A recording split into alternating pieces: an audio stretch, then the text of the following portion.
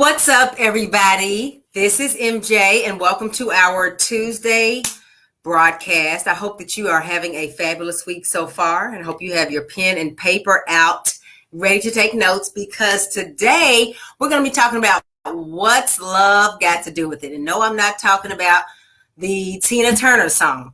I'm talking about what does love have to do with you finding your perfect product, which you will be selling in your shop or boutique once you get it launched. A lot of times when people, and you probably can relate to this, when people decide that they want to create a boutique, they already have a product in mind, right? You probably did not decide to start the shop first. You probably had a product that you wanted to sell first. Like I talked to somebody earlier today.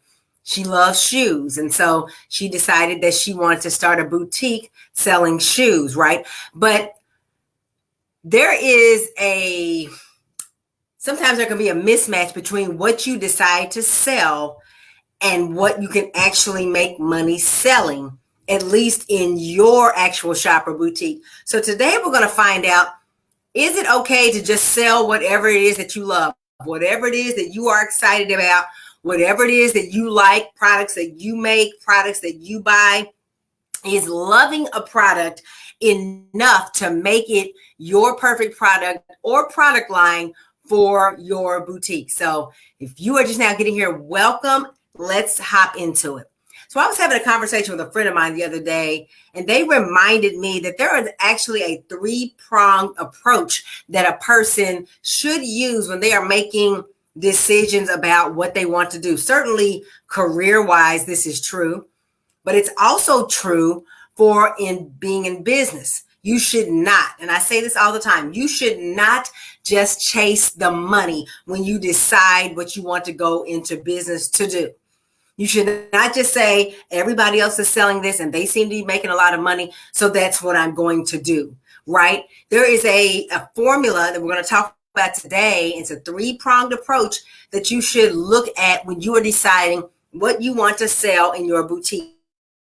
And the first one, believe it or not, is, what do you love? What do you enjoy? For example, so love does have something to do with it. That's the answer to the question, but it's not everything. I hear a lot of people, excuse me, I hear a lot of people saying, I'm going to start a t-shirt business. Now everybody's in the t-shirt business. And really, they're in the t-shirt design business because other companies are creating the shirts and drop shipping them to the customers, right? But everybody all of a sudden is in the t-shirt business. But what I know for a fact is that just like with every other trend, it is just a fad where everybody is jumping on the bandwagon. But this is not necessarily something that they enjoy doing. It's just something that they feel like, everybody's doing it. I can make money doing it. And I'm going to start a business. And here's the thing. If you do not absolutely enjoy or love what it is that you are selling, your product, to where you would do this, or you would distribute this product for free, you can talk about it to the ends of the earth and never get tired of it, eventually you are going to get bored with selling that product. So if you do not love skincare products, if it's not a true passion of yours, you should not be in that business. If you don't love apparel and t-shirts and creating designs, maybe you're a graphic designer or whatever, you should not necessarily be in the t-shirt business. There's a bunch of people that's going to disagree with me, but that's okay. I have broad shoulders. I can deal with it. But doing what you love, or in this case, choosing a product that you love, is one of the three things that you should look at, because you're going to have to be dealing with this 40, 50, 60, sometimes hours a week or more as you are building your business. And even beyond that, you're going to have to be digging into vendors and manufacturers and products and supplies and all the things that it takes to create your product and bring it to your customers. And if you don't absolutely love it, you are going to struggle after a while. First, the money might be rolling in a little bit and you might like it, but eventually you're going to find yourself shifting to what it is that you really love. That is why people my age, and sometimes younger, get to a place in life where the career you chose in your early 20s, maybe even chose in your 30s, is not enough, and you start to pursue what it is that you love. And I'm just going to say a little aside here. I want to encourage every person, young or old, do what you love. I know everybody says, do what can make money, do this, do that. Do what you love. Find a way to make money at what you love, right? Because life here is so short. Life is too short to spend 20 something years doing what you felt like you had to do, or doing what you felt like your parents wanted you to do, or doing, like I said, what makes the most money, but it doesn't fulfill you. That's where love has something to do with it. But that's a little aside. We're back to the product, right?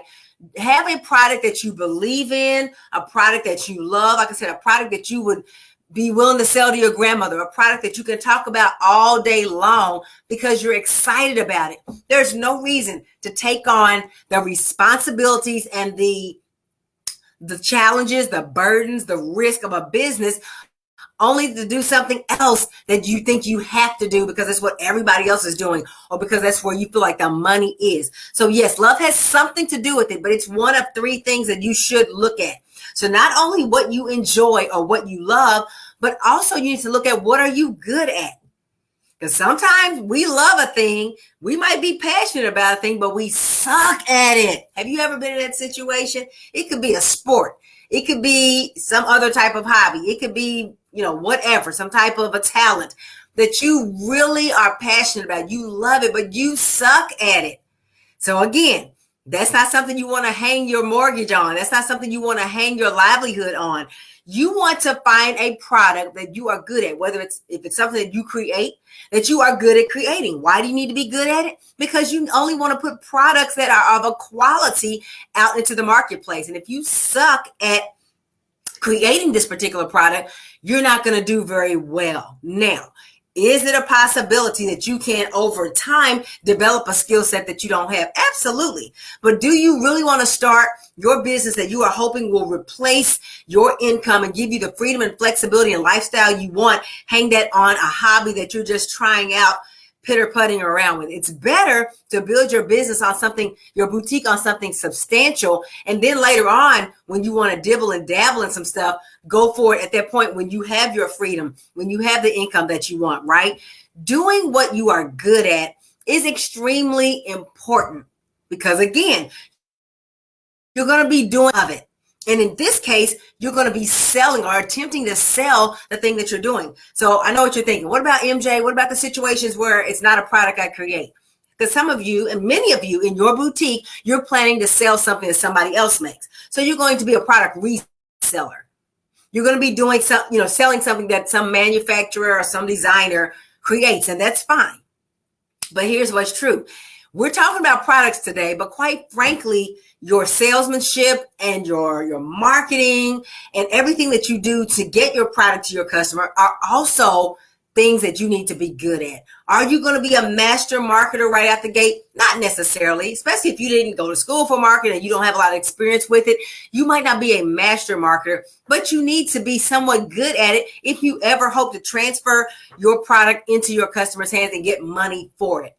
It can be so tempting out here to think that we're going to have a totally hands-off business where you don't have to do anything, you don't have to sell, you don't have to market, and just miraculously money's going to pour into your bank account based on somebody else's work, whether it's another designer or whatever that is. But the truth is, if you want to really succeed with your boutique, with the shop that you want to start, you need to be hands-on, which means you need to be in the weeds, making your product move.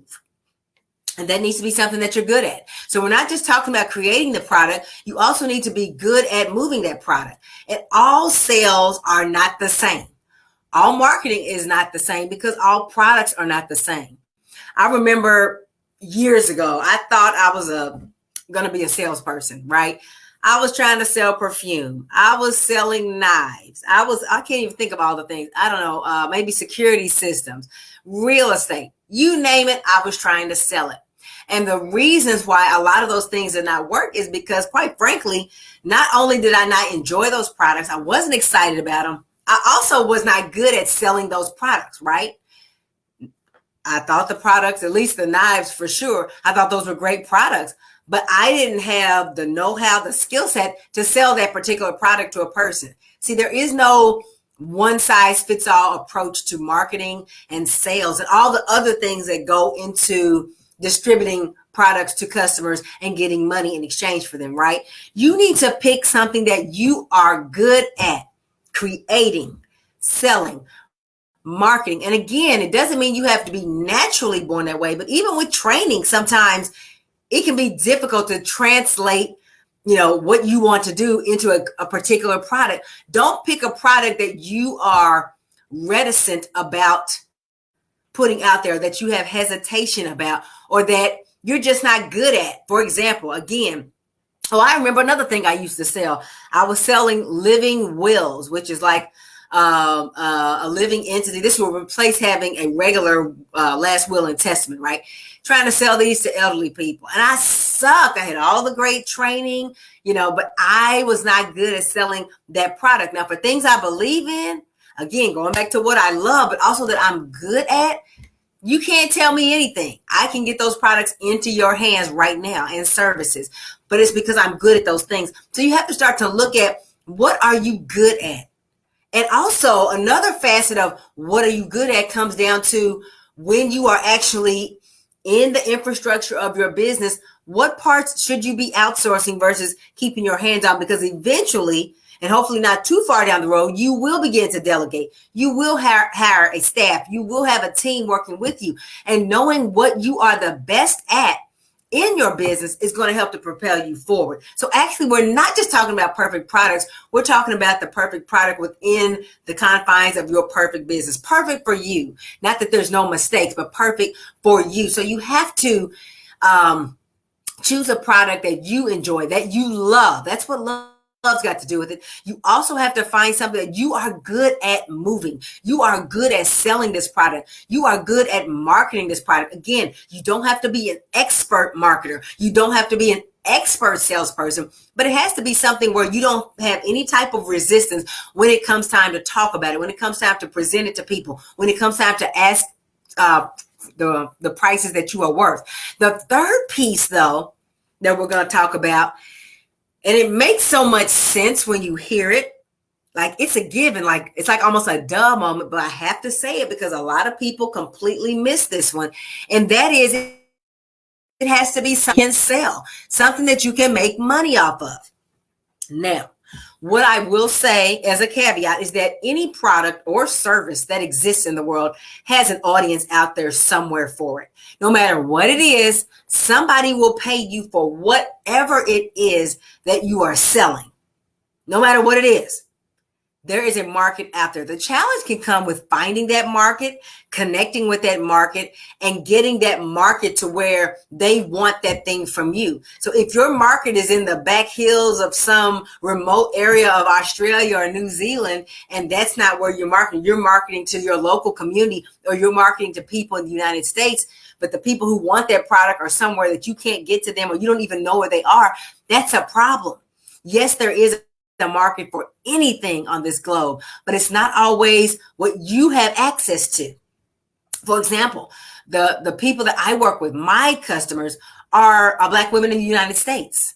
So Black women who live somewhere else, or women that are not Black that live somewhere else, or people that are not women, they're not my audience. And I had to find a way to get a hold of my market and sell them what I have. So if I was selling something that the people I'm trying to reach don't want or don't need, I would still have a problem. You have to have something you can sell, and not only sell, but at a price point that translates into the dollars, the income, the revenue that you need to create the business that you want. So here this comes in. So if you are just doing your boutique, your shop as a hobby, as many first timers or newbies are, and that's where you want it to stay, then this may not be as big of a deal for you.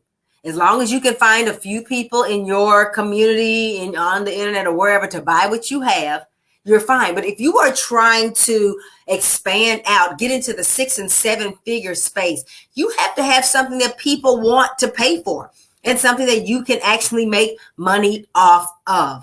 And so often it's easy to choose something to sell because a few people around you got excited about it, your family and friends, or you're excited about it, but it may be difficult to get other people to put their hard-earned dollars down on it, or Again, they're out there, but can you find those people in enough time to make it worth your while as you're trying to build this business? Because here's what's true.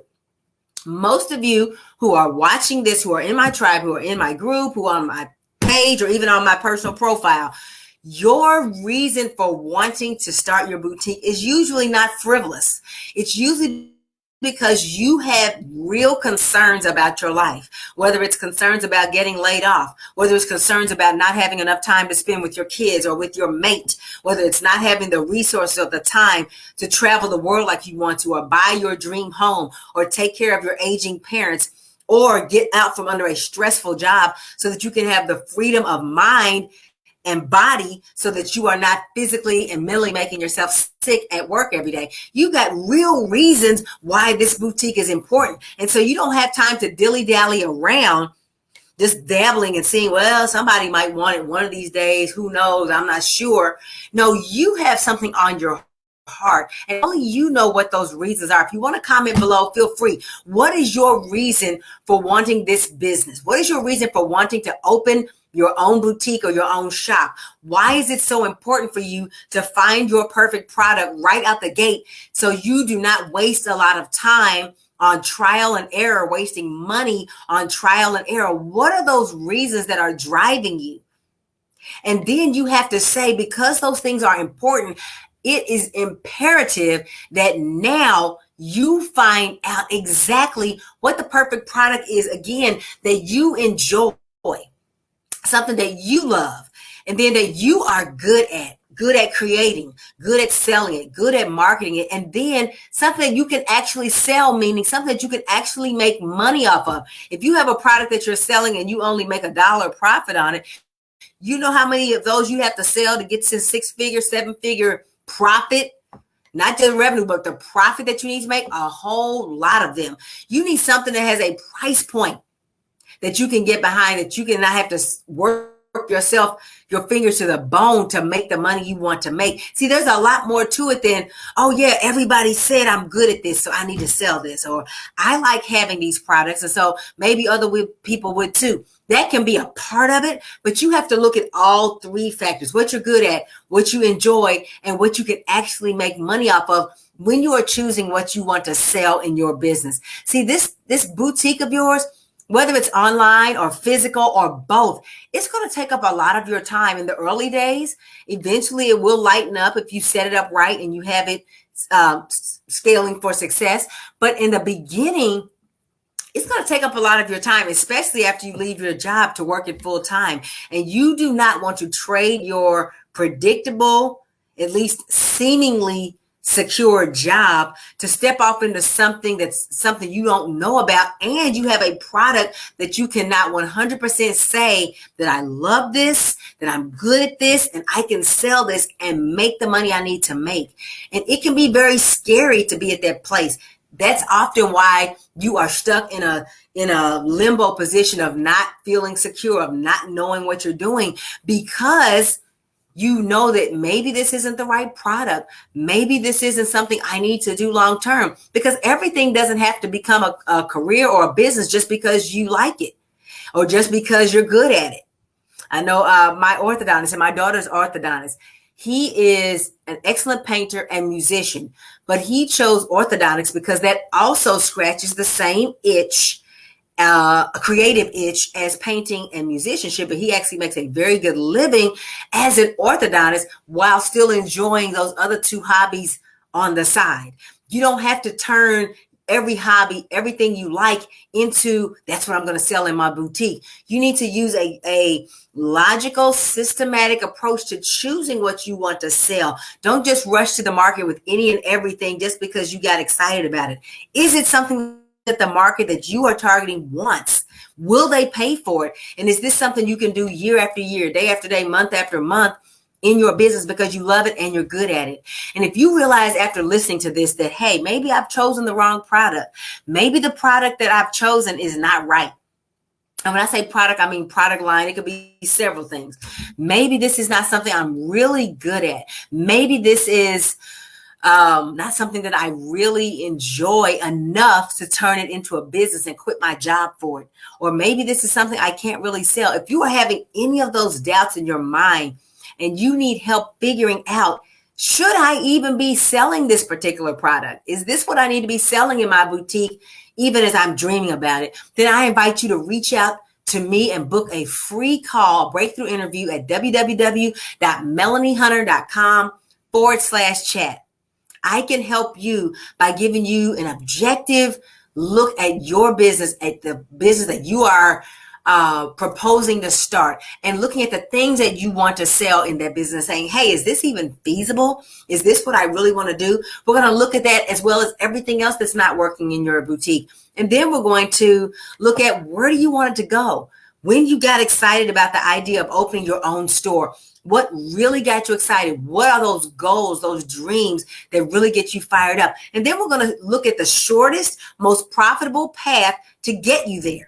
Because you've already spent months and years dreaming about it. We don't want to spend another 5 or 10 years to get there. We want to get you there as quickly as possible.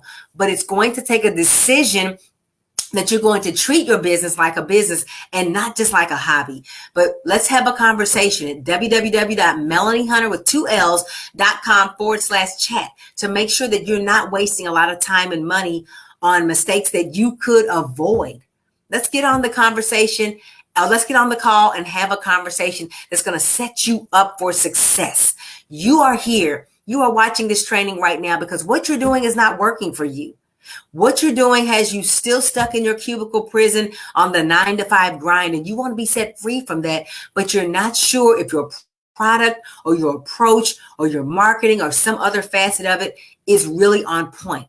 So it's going to start with us having a conversation to see what it's going to take to get you on the right path. And I promise you, if we are not right for each other, we are not going to move forward. I'm going to direct you to what's going to serve you better, but you won't know that until we talk. So go out there, get on my calendar, and guess what? I need you to fill out that application that pops up afterwards, because that's the best way to make sure you get the most out of our conversation, okay? So melaniehunter.com/chat. Pick a time on my calendar, lock it in, put it on your calendar as well so you don't forget, and then fill out the application that pops up after you book your call, and we will talk about it. Because you know what? Love has a lot to do with what you're going to be selling in your boutique. But guess what? There's some other things you need to be looking at as well. And there's no reason that you should go out there when you could have expert help putting you on the right track to your dream boutique. So I look forward to talking to you. I also look forward to our next time together. But until then, book your call, keep working towards your dreams, and we will chat soon. Take care. Bye-bye.